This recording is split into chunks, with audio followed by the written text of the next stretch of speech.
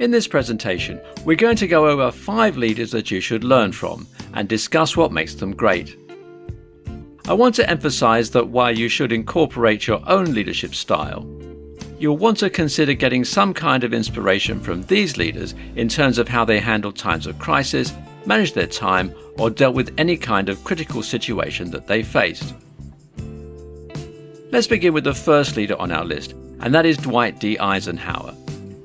He was an army general and supreme commander of the Allied forces in Europe during World War II.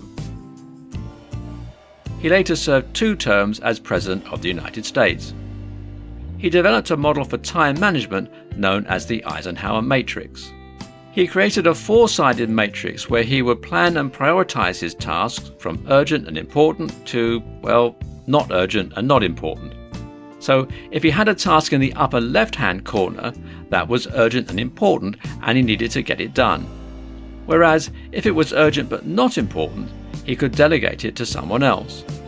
Google more information about the Eisenhower Matrix and put it to good use if you want to manage your time. Second on the list, we have Walt Disney.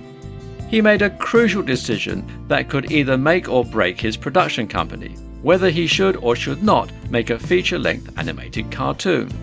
He decided to press ahead, despite nobody having made such a movie before. When Snow White and the 7 Dwarfs came out in 1937, it saved the Disney Corporation from bankruptcy. Since then, it has become one of the more recognized companies in the world. This happened because Disney had to make a decision that may either save his company or drive it under. He wasn't afraid to take risks, and it paid off big time. Number 3 on the list is someone who perhaps was one of the greatest communicators the world has ever known, Sir Winston Churchill.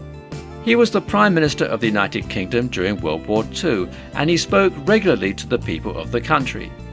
He did it so people would understand him.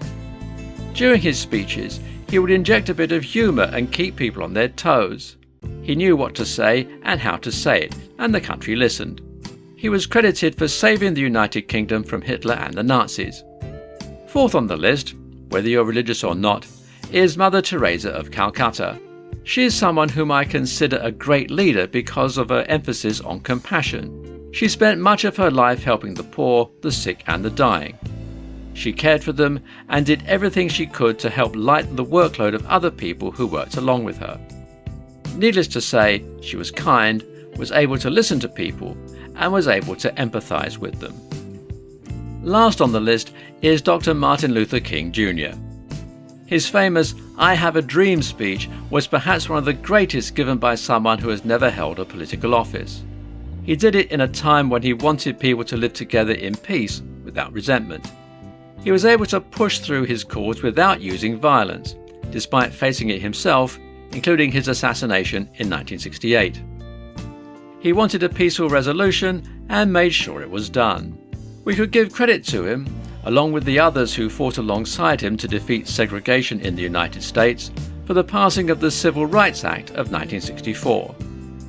These 5 leaders have been instrumental in their leadership skills, and you may draw inspiration from them in the way you may be leading yourself. If you liked this presentation, please let us know.